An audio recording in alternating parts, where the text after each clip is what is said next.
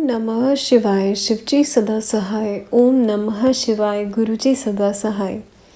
5वां अध्याय, जिसका शीर्षक है नारद ब्रह्मा संवाद। नारद जी पहुँचे तभी ब्रह्मा लोक को धाये, शिव चरित्र पिता दीजिए आप सुनाए। ऋषियों को आगे की कथा बतलाते हुए श्री सूत जी ने कहा कि भगवान नारद जी से इस प्रकार कहकर अंतर्ध्यान हो गए। नारद जी भगवान के निर्देश अनुसार पृथ्वी लोक में आकर शिवलिंगों का दर्शन करने लगे। उसी बीच वे 2 रुद्रगण, जिनको नारद जी ने श्राप दे दिया था, आकर नारद जी के चरणों में गिरकर अपने उद्धार की याचना करने लगे। उनके पश्चाताप और विनय को सुनकर नारद जी ने कहा कि उस समय शिव जी की माया से मोहवश मेरी बुद्धि भ्रमित हो गई थी, जो तुम्हें श्राप दे डाला। पर मेरा कथन असत्य तो हो नहीं सकता। हाँ, उसके निवारण के लिए मैं उसमें संशोधन किए देता हूँ। तुम दोनों एक मुनि के द्वारा एक राक्षसी से जन्म पाओगे और शिवजी के अनन्य भक्त होगे। तुम्हारा बल और प्रताप सर्वत्र व्याप्त हो जाएगा। कालांतर में भगवान मनुष्य रूप में आकर अपने हाथों से मारकर तुम्हारा उद्धार करेंगे। नारद जी के इस कथन को सुनकर रुद्रगण प्रसन्नता पूर्वक चले गए और नारद जी भी शिव तीर्थों का भ्रमण करते हुए ब्रह्मलोक में आए। सादर अभिवादन के बाद ब्रह्मा जी की वंदना करते हुए कहा कि हे पिता, आपकी असीम कृपा से मैंने भगवान विष्णु जी के स्वरूप को समझा है।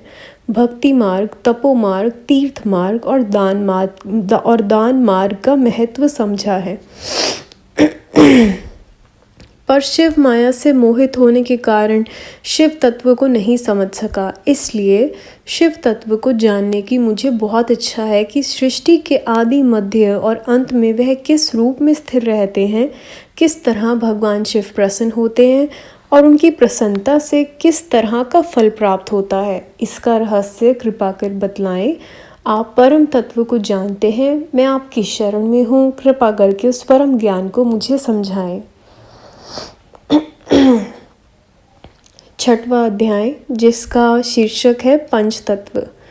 ब्रह्मा जी ने तब किया उनके सृष्टि बखान। पंच तत्व है प्रमुख, जो जाने संत सुजान।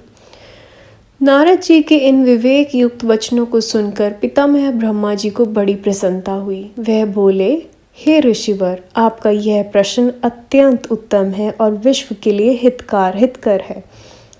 महाप्रलय के समय जब सृष्टि को पूर्ण विनाश हो गया था, स्थावर जंगम, सूर्य, चंद्र, वायु, जल, पृथ्वी, आकाश सब कुछ शून्य हो गया था, तब केवल शिव तत्व ही शेष था।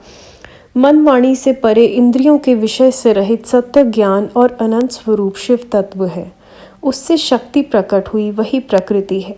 बड़ी शक्ति अंबिका संपूर्ण लोगों की ईश्वरी, जग जननी, त्रिदेवी की माता, नित्य और मूल कारण कही गई है, जिसकी 8 भुजाएं हैं और जो शुभा है। सदाशिव ने उसी शक्ति को साथ लेकर शिवलोक नामक क्षेत्र की रचना की, जो परम मोक्ष प्रदायिनी और सर्वोत्तम है। उसे काशी कहते हैं।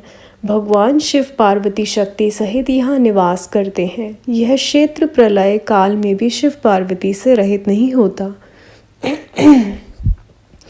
इसलिए उसे अविमुक्त कहते हैं। शिवजी ने यहाँ एक आनवंदन बनाया था और वहाँ शिवाशिव अनंत काल तक रमण करते रहे। कालांतर में उन्हें एक पुरुष के निर्माण की इच्छा हुई। उन्होंने सोचा कि इस आनंद वन का भार किसी दूसरे पुरुष को देकर शांति से काशी में शयन करें। इस प्रकार विचार करके इस क्षेत्र के दक्षिण के 10वें अंश में सुधा रूप आसव का व्यापार किया, जिससे एक परम सुंदर पुरुष का आविर्भाव हुआ। यह पुरुष अत्यंत सौंदर्य युक्त, प्रतिभावन और विविध गुणों से संपन्न था। उस दिव्य पुरुष ने प्रकट होकर भगवान शिव को सादर अभिवादन करते हुए उनसे अपना नाम और काम कहने के लिए कहा। तब भगवान शिव हंसकर बोले कि सर्वत्र जगत में व्यापक होने के कारण तुम्हारा विष्णु नाम प्रसिद्ध होगा। वैसे भक्तों को प्रिय तुम्हारे और भी बहुत से नाम होंगे। इसके बाद भगवान शिव ने विष्णु को दृढ़ता के साथ तप करने के लिए कहा, साथ ही वेदों को भी प्रदान किया। भगवान शिव के आदेश अनुसार विष्णु जी ने 12,000 वर्ष तक दीर्घ तप किया, पर अभी तक एक परम कल्याणकारी भगवान शिव के दर्शन नहीं प्राप्त हो सके थे। उनकी चिंता को समझकर शिवजी ने यह आकाशवाणी की, तुम अपने संशय को दूर करने के लिए और तप करो। तदनुसार विष्णु ने पुनः बहुत काल तक कठिन तप किया। शिवजी की माया से विष्णु के शरीर से अनेक प्रकार की जल धाराएं निकली। वह सब जल शून्य में व्याप्त होकर ब्रह्मा रूप हो गया, जिनके स्पर्श से पाप ताप नष्ट होते हैं। विष्णु जी को इससे अतीव प्रसन्नता हुई और वह थक कर स्वयं उस जल पर सो गए। उसी समय उनका श्रुति समत नारायण नाम पड़ा। इस समय प्रकृति पुरुष के अभाव में कुछ नहीं था, इसलिए उनसे सब तत्वों की उत्पत्ति हुई। बाद में उनका विस्तार हुआ। पहले प्रकृति से 3 गुण सत्व रज तम उत्पन्न हुए। पुनः उससे शब्द स्पर्श रूप रस और गंध उत्पन्न हुए। उसके बाद 5 महाभूत पृथ्वी जल वायु अग्नि और आकाश प्रकट हुए। उससे ज्ञानेंद्रियां नेत्र कान नाक जीवा और त्वचा और कर्मेंद्रियों वाणी हाथ पैर गुदा और उपस प्रकट हुई। संगत जी, यहाँ 5th और 6th अध्याय समाप्त होता है।